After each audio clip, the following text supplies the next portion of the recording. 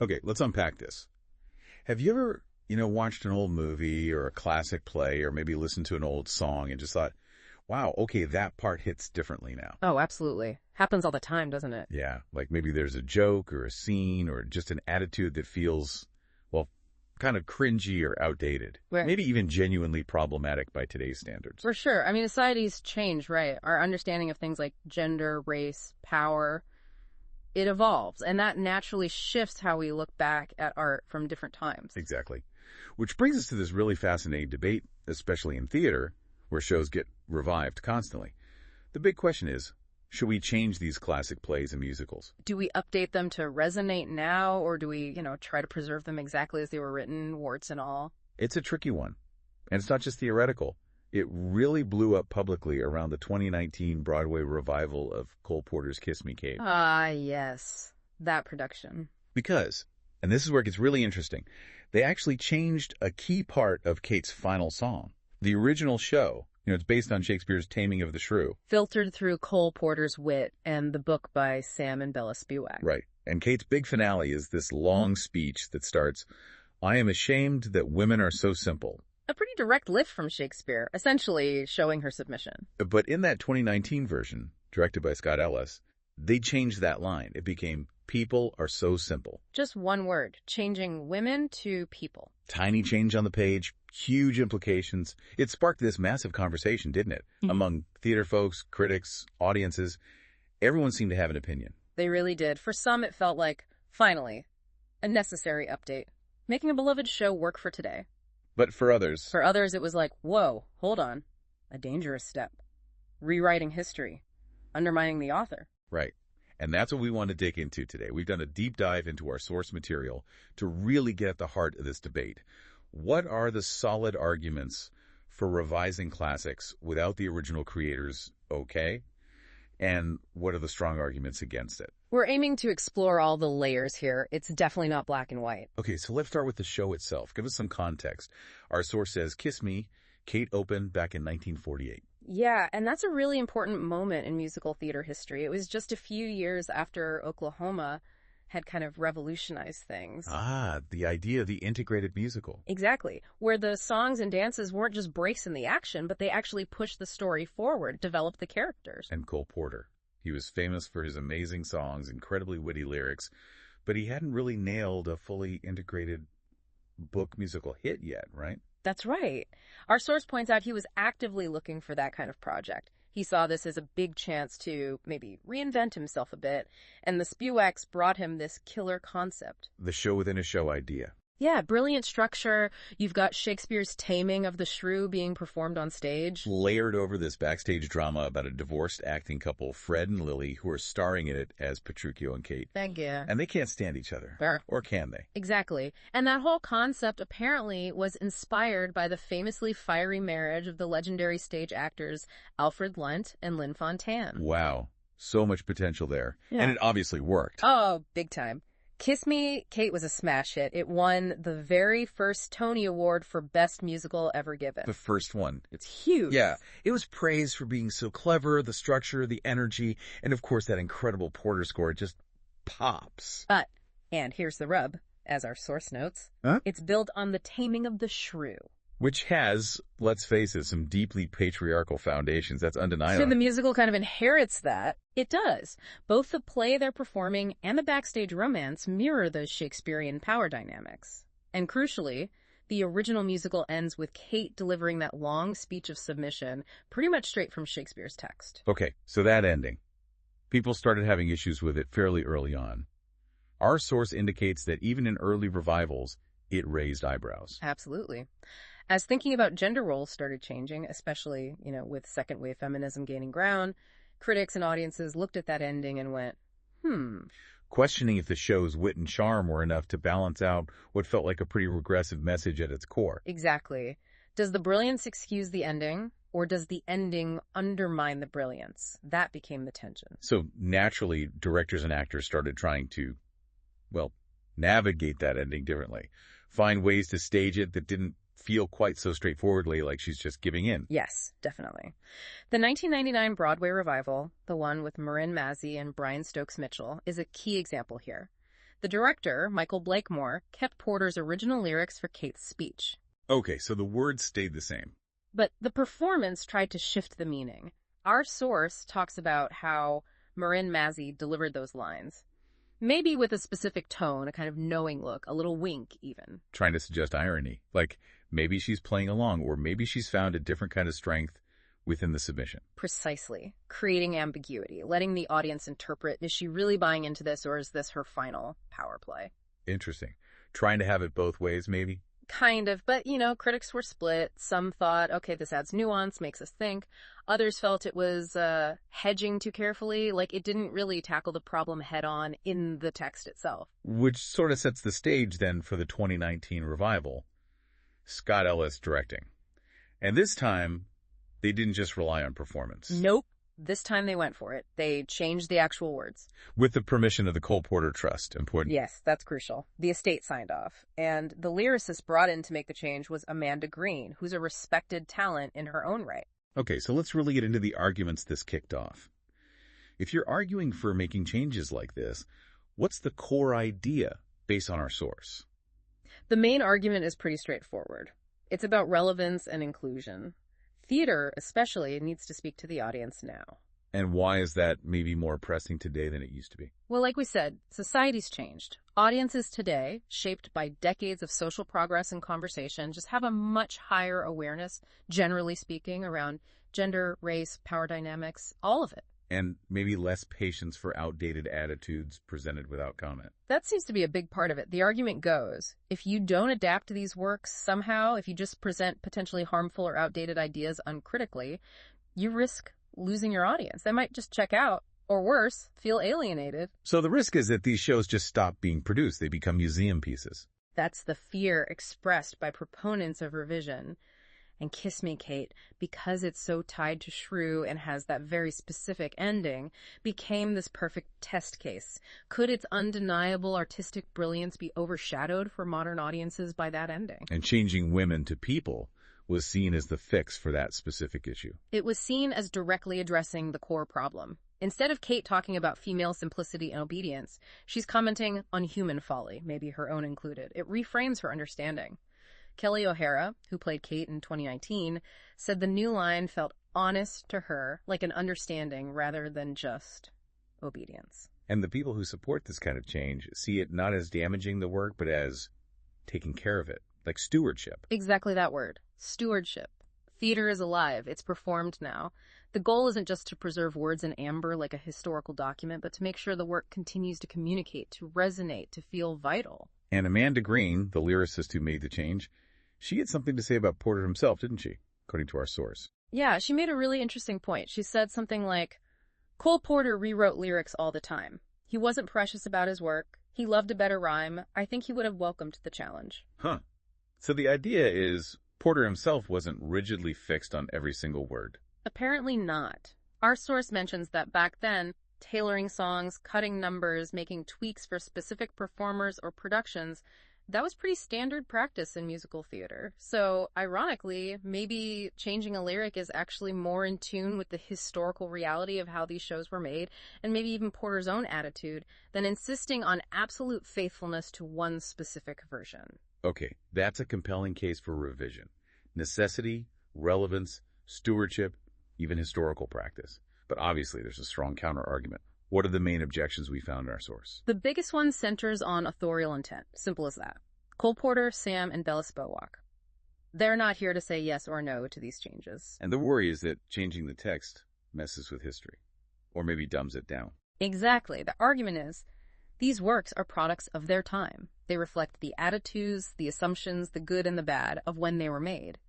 Changing them now, with our 21st century glasses on, risks smoothing out those rough edges, erasing that historical context. Our source mentioned that quote from Terry Teachout. Yes, the critic Terry Teachout wrote, memorably, "We risk sterilizing the past in pursuit of the present." Sterilizing the past. That really makes you think. It does, and those who oppose revision worry about what they call artistic overreach.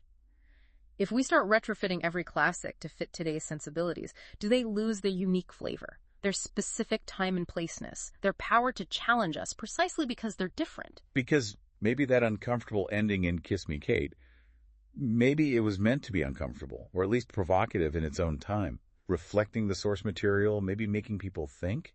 That's the point. Changing it might make it easier to swallow now, but does it alter the work's original sting? That very quality that makes Kiss Me, Kate, and Shrew itself endlessly debatable. Maybe the difficulty is the point, or part of it. So if you're against changing the words, what do you do instead? How do you handle the tricky bits? Proponents of preservation argue there are plenty of other tools. Director's concept, staging choices, acting style. Like the 1999 revival tried to do. Exactly. Or using dramaturgy, providing context for the actors and audience. Using framing devices, like setting the play in a specific context that highlights the issues. So letting the performance and the context do the work of interpretation, rather than rewriting the script, making the audience wrestle with it. That's the core idea.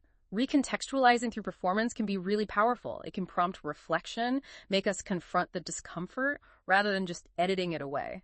Our source points out, look at Shakespeare. His plays are constantly reinterpreted, cut, set in different eras, cast diversely. But the words themselves rarely get rewritten. Right, so the question becomes, why not treat Kiss Me, Kate the same way?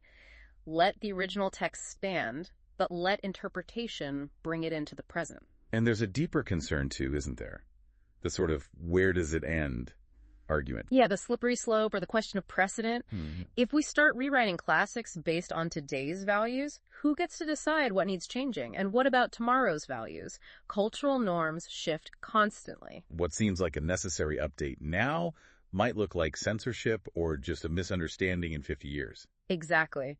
Critics worry that without really clear, strong principles, this approach could end up eroding the whole idea of authorship and the historical value embedded in the original work. So Kiss Me Kate was definitely a flashpoint, but this whole conversation is much bigger, right? Happening across the board. Oh, yeah. Our source makes it clear this isn't just about one musical. This debate's been simmering for years in reviews, academic articles, online forums, probably in every rehearsal room tackling a classic. And the way Kiss Me Kate itself was received has changed over time. Definitely. Early reviews praised its structure, its wit. Later on, especially from the 70s onwards, you see more and more critics really wrestling with that ending, its implications. Which led to those different approaches even before 2019, trying irony, leaning into the comedy, sometimes just highlighting the discomfort. Right. That 1999 revival we talked about, trying to find that middle ground with performance. Yeah. It showed how tricky it was. Some liked the nuance. Others felt it dodged the issue. Maybe that opened the door for the more direct textual change later. And what about other classic American musicals? How have they handled similar pressures, according to our source? Well, there are some interesting examples. Take Carousel, the 2018 revival. That show has moments that can seem to romanticize domestic violence. Right, the whole hit me and it didn't hurt at all sequence. Very difficult. Very. And that production, directed by Jack O'Brien, mainly used staging and direction to reframe those moments. O'Brien talked about choosing not to glorify it, focusing instead on the darkness and consequences, but without actually rewriting the Rodgers and Hammerstein text. Okay, so interpretation through staging. What about My Fair Lady? Another big revival around the same time. Also 2018, directed by Bartlett Sher. That one did change the ending, but through staging. Instead of Eliza coming back to Higgins and fetching his slippers, basically. Yeah, the traditional ending. This version had her assert her independence and walk out, leaving him alone. Sher argued this was actually closer to the spirit of Shaw's original play, Pygmalion. So a major shift in the story's conclusion, achieved through action and focus, not changing dialogue or lyrics. And South Pacific, also tackled by Bartlett Sher earlier. Right, the 2008 revival. That show already tackles racism head-on with You've Gotta Be Carefully Taught. Powerful song. Incredibly. And Sher's production really elevated its importance, gave more weight to the interracial relationships, shifted the show's focus through performance and interpretation, again, without textual changes. So you see a range even within recent American revivals. Yes, staging, focus, interpretation, and then the direct textual change in Kiss Me Kate. It really shows there's no one-size-fits-all answer. Not at all. And our source highlights that the approach varies internationally, too. Oh. How does it play out elsewhere? Well, in the UK, the tradition has generally been a bit more hesitant about textual changes, more reliance on tone, subtext, directorial framing, kind of like that 1999 Kate revival. Okay. Our source mentions a 2018 production of Kiss Me Kate in Sheffield. They apparently really leaned into the Shakespearean parallels and used very theatrical staging to comment on the gender stuff, letting the audience connect the dots using the original text. A review said it let the audience do the math. Do some math, I like that. And other places. Germany, for example, often takes a more interventionist approach, especially with translations of plays and musicals. Our source talks about a 2016 Berlin Kiss Me, Kate. They used a heavily updated translation, cut dated jokes, even added context through program notes and screen projections, explicitly stating it was adapted for today. Apparently, younger audiences there responded well to that directness. Wow, quite different.